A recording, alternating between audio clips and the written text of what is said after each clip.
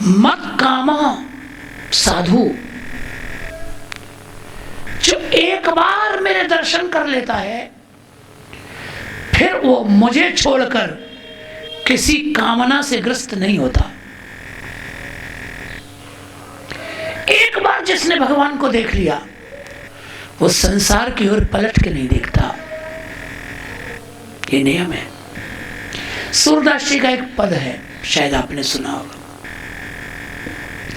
अविगति गति कछु कहत न आवे, ज्यों गूंगो मीठे फल को रस अंतर्गत ही भावे। गूंगे आदमी को कोई फल का रस पिला दो बहुत मीठा, तो वो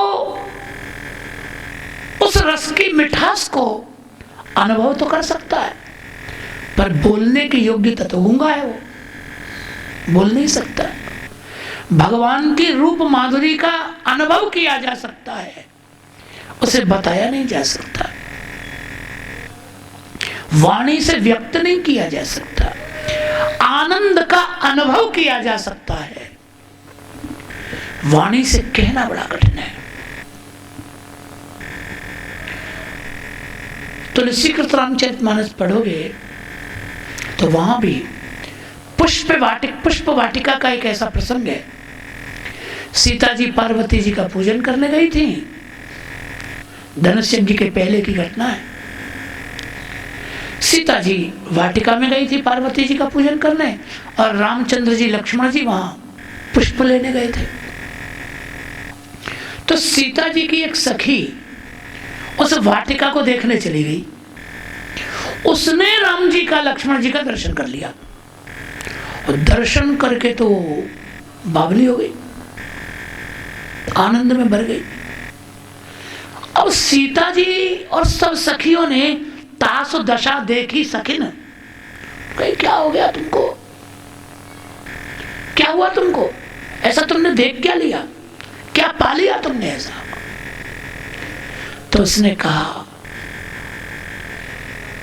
देखन बाग कुंवर दो आए, वय किशोर सब भांति सुहाए, श्याम गौर किम कहूं बखानी, गिरा अनयन नयन बिन बानी। बहुत सुंदर। श्याम गौर, एक सांवले हैं, एक गौर वर्णन, कि मैं कहूं बखाने।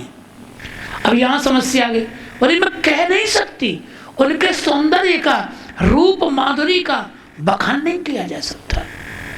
क्यों? गिरा अनयन, बोलने वाली जो जिह्वा है उसने तो देखा नहीं, जिस जीव में बोलने की शक्ति है उसने दर्शन नहीं किया, और जिन आंखों ने दर्शन किया वो बोल नहीं सकते।